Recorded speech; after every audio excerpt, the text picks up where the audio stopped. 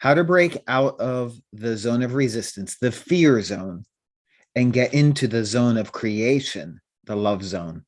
That's exactly what I'm going to be talking about in today's short video. Are you ready? Let's go.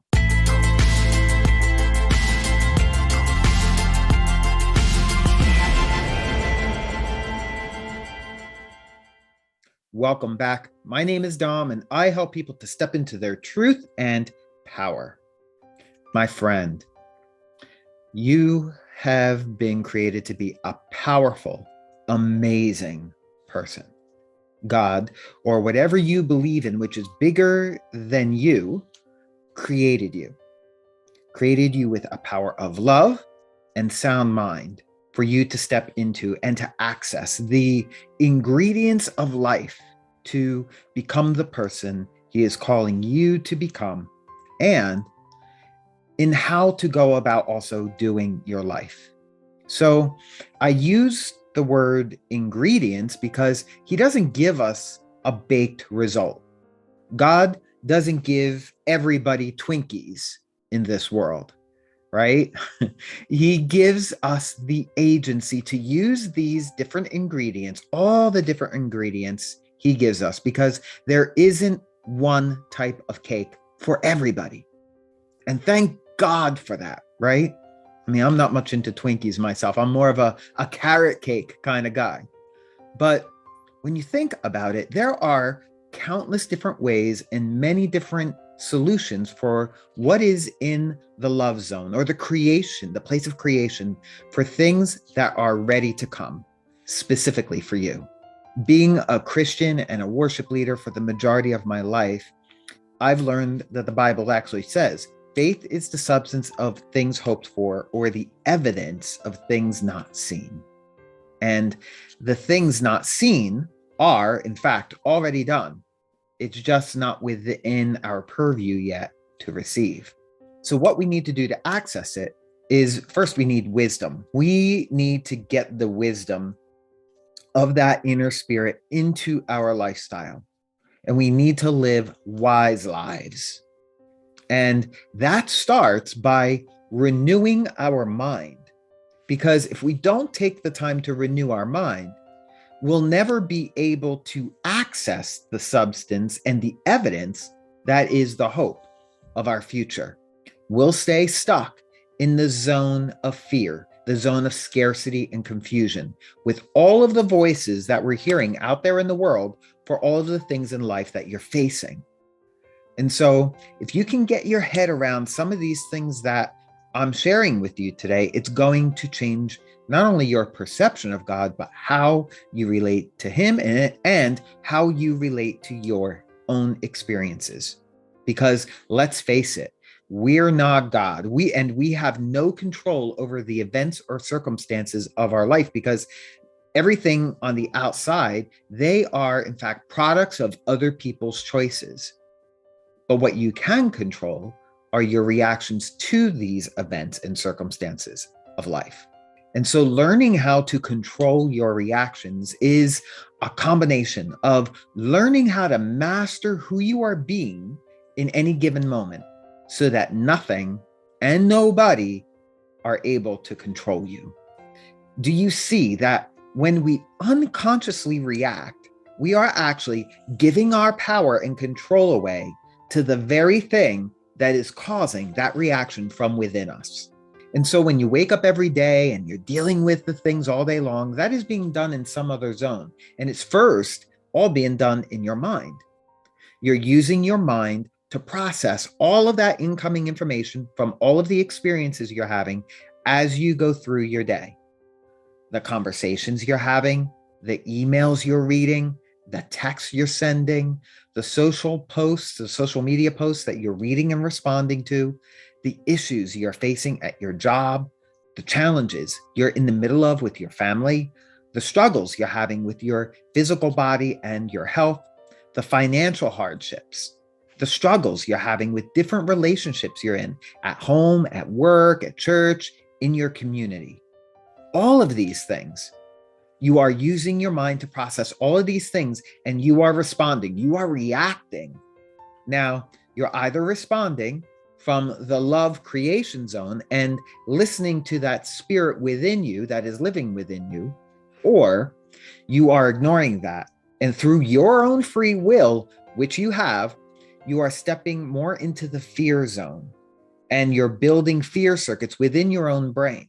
When each one of us are born, we are born to be free into this world.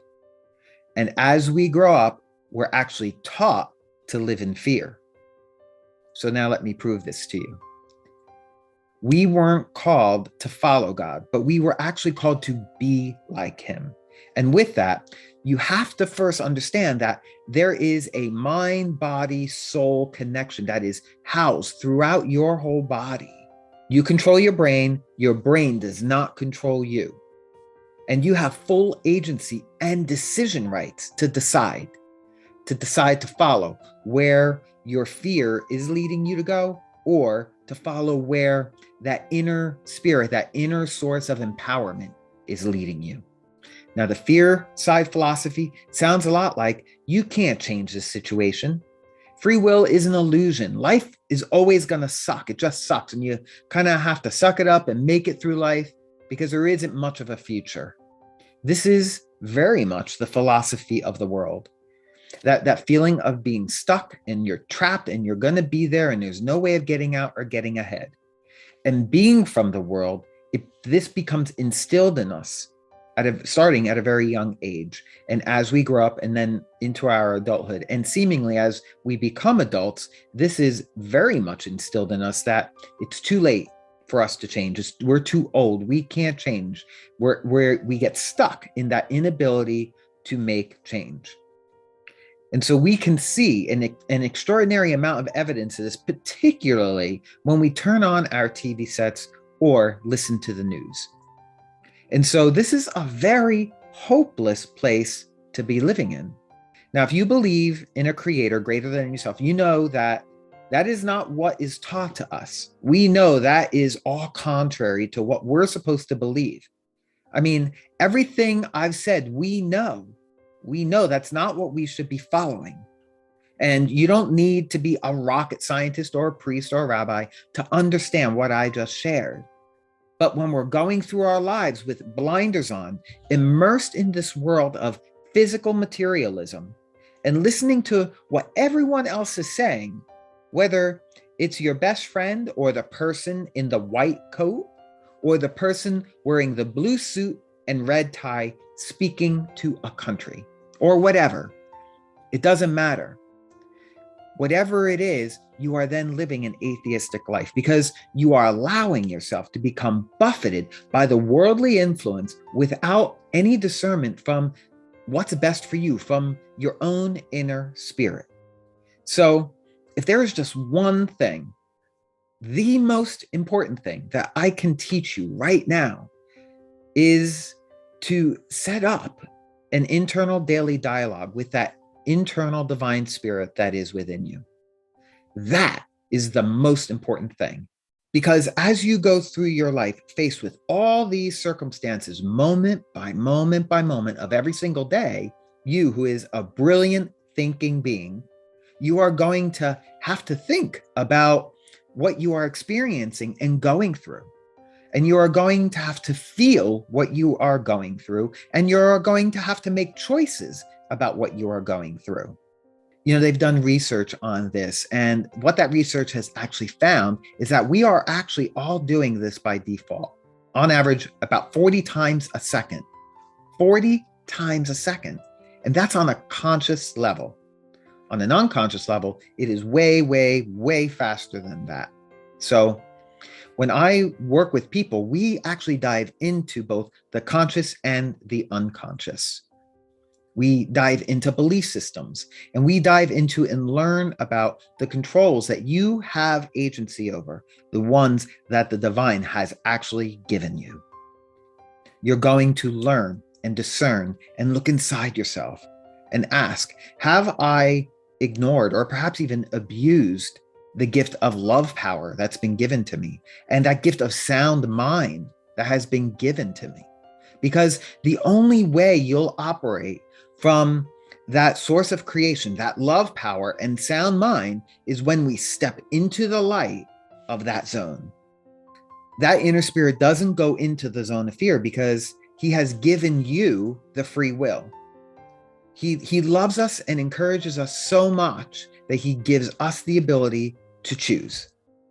Otherwise, he would have just created robots that could actually live in that zone all the time, right? But he didn't do that.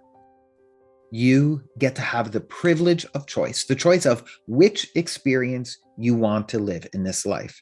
The experience of living in love and more creation and growth and abundance, or the experience of fear and resistance and victimhood and anger and trapped. You get to have the privilege of choice. You have agency over what you're thinking and what you're feeling. So I'm curious, when you step back and look at how you are approaching things in your life, are you approaching them more from the fear zone, the zone of resistance, or the love zone, the zone of creation and abundance? And what other questions do you perhaps have about this? Share that in the comments below because I want to support you right where you're at today without fear of any judgment or being put down for where you may be right now or what may have happened. And if you found this video helpful, I'd like to invite you to join my brand new free online community, Pro Empowerment Online. I'm sharing valuable content in the newsfeed of that community each week and can go into more depth on this topic with you there. So to join me in the community, it's 100% free. Just click on the Pro Empowerment Online link in the comments and description box below, and I'll see you over inside the community. And so with that, I'd like to thank you for joining me today. I love that you've taken just a little bit of your time to be with me. And so until I connect with you again for my next video, stay in the love zone, stay in the zone of creation and abundance, and stay empowered.